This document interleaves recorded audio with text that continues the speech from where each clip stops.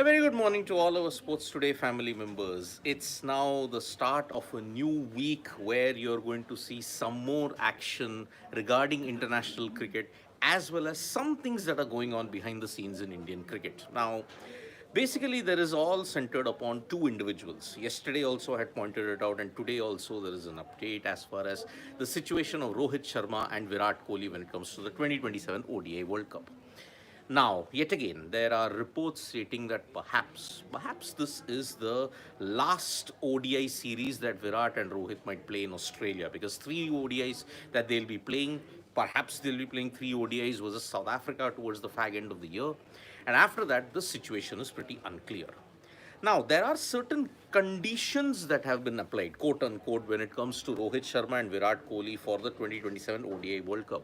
According to a Times of India report, the selectors want Rohit Sharma and Virat Kohli to play the Vijay Hazare Trophy as well as the eight tours that India will play versus South Africa and Australia later in 2026. Now, that is a slight bone of contention that is happening at this point in time because do Virat Kohli and Rohit Sharma, should they want to once again go through the grind of domestic cricket and once again ensure that they get back into playing fitness just because they want to be there for the 2027 ODI World Cup? That's one. Second, apparently there was an offer for Rohit Sharma and Virat Kohli to play in the Royal London One Day Cup that was there in England. But apparently the deal did not work through. So that's why Rohit Sharma and Virat Kohli, now the selectors will have to make a key decision because for how long are you going to keep the youngsters away from this? As I have pointed out earlier, you need not have a transition in ODIs just yet. Maybe you can have the transition after 2027 because all of the aging stars in Ravindra Jadeja, in Virat Kohli, Rohit Sharma, they can then have that exit in 2027 and then the younger crop can come through. But on the other hand, on current form, can you drop a Yashasvi Jaiswal out of the team? Maybe not. Would you need someone else to fill in the slot where Virat Kohli is in? Maybe, maybe not.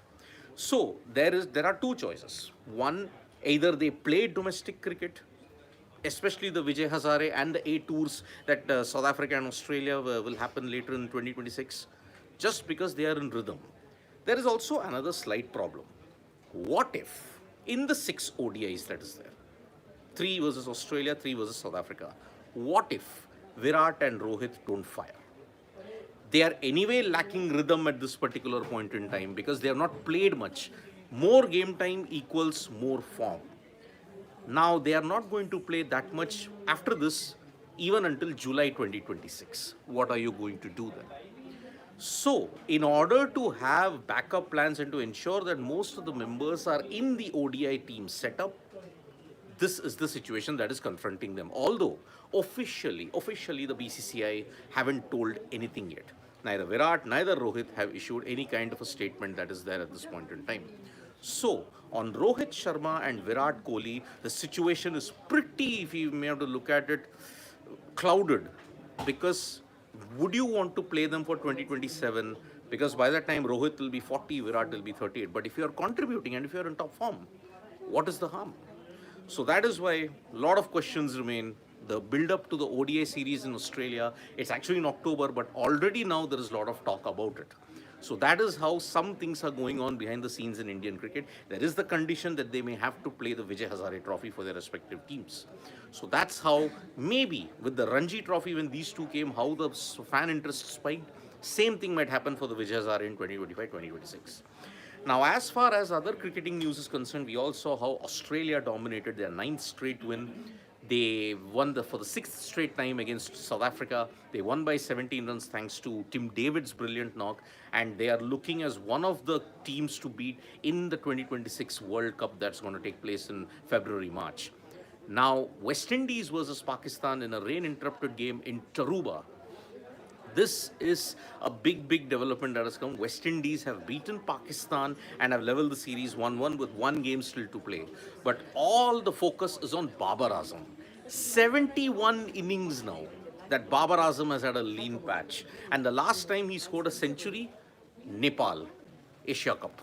That's how far it's been when you have to look at Babar Azam and his form at this stage. So not good signs for Pakistan's star batter at this stage. So West Indies have leveled the series 1-1. The final ODI and the final match of this tour will be played in Taruba in the next couple of days. So that is the situation when you have to look at in Pakistan versus West Indies, all to play for, just like how it had happened in the T20Is. West Indies won the second game, but Pakistan won the third. Here, West Indies have won the second game.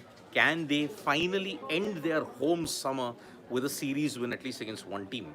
That is what we'll be all looking at on the 13th, if memory serves me right, the final ODI that will take place in Taruba.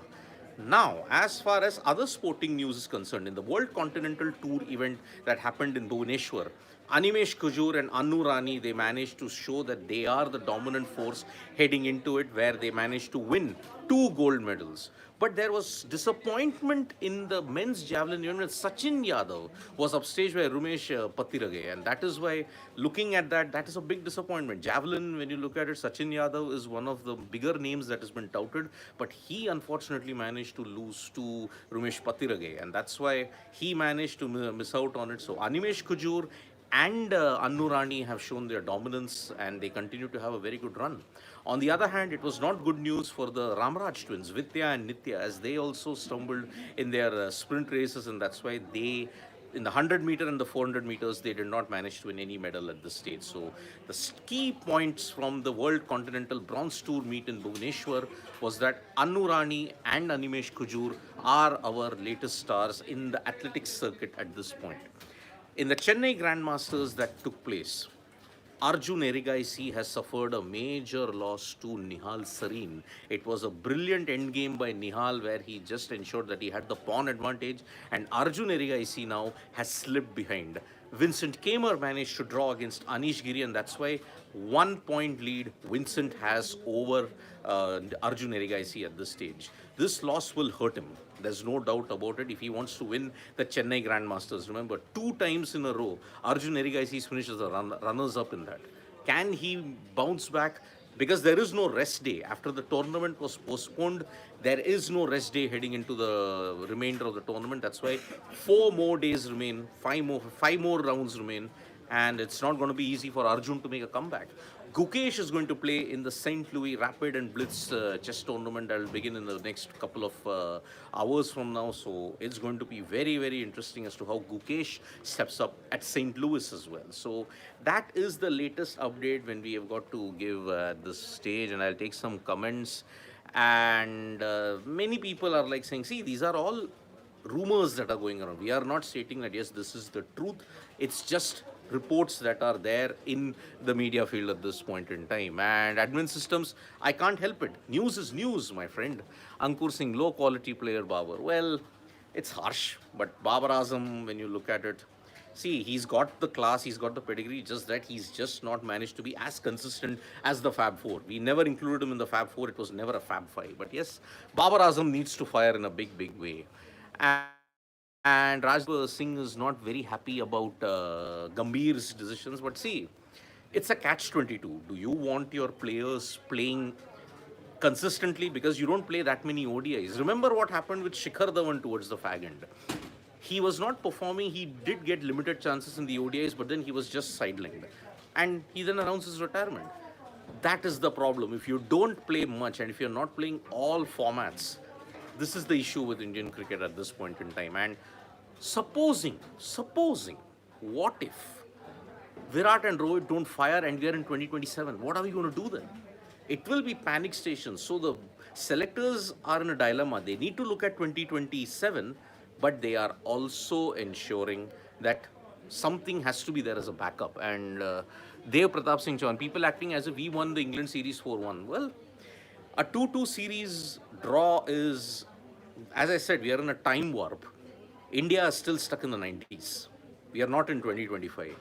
Every series draw or every series win, if you win one match, you are considered heroes at this point. So yes, it looks as if we have won the series 4-1.